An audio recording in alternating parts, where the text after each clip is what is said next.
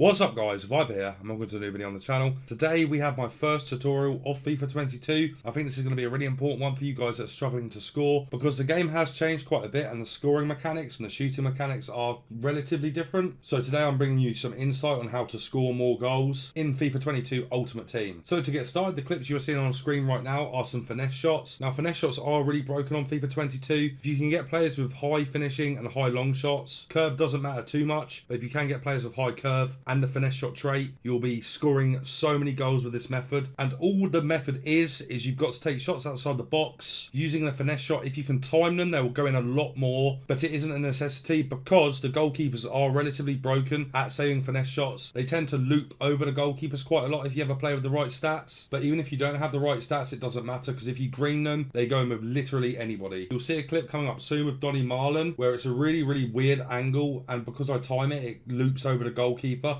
Now this tends to happen a lot because of the goalkeepers' animations and the way EA have changed the animations on goalkeepers this year. It seems they're not very good at dealing with long shots and looping finesse shots. But I will say, if you can get the timing down, this will make you a lot better of a player, make you win more drafts and get you higher in the ranks in division rivals. As I would say, this is the meta way to score right now. And I'm expecting EA to patch this eventually. But for right now, get this down and it will make you a 10 times better player. So just to go over it one more time, if you want these to go in with anybody, you need to green time the finesse shots. But if you can afford the players that are naturally quite good at this, you know, your Messis, your Sons, your Haalands, players like that, you'll have a lot better of a time with this because you won't have to bother timing them. They will just fly in no matter what. So it is literally as simple as get the ball about 20-25 yards out, any angle, make sure it's on their strong foot, about 3/4 of power, and make sure you green time it. I would say with the games I've played, when I'm green timing them, I get about an 80% success rate, so it's a pretty high success rate for you guys, and that's what you need in the early doors of FIFA, you know. An easy way to score,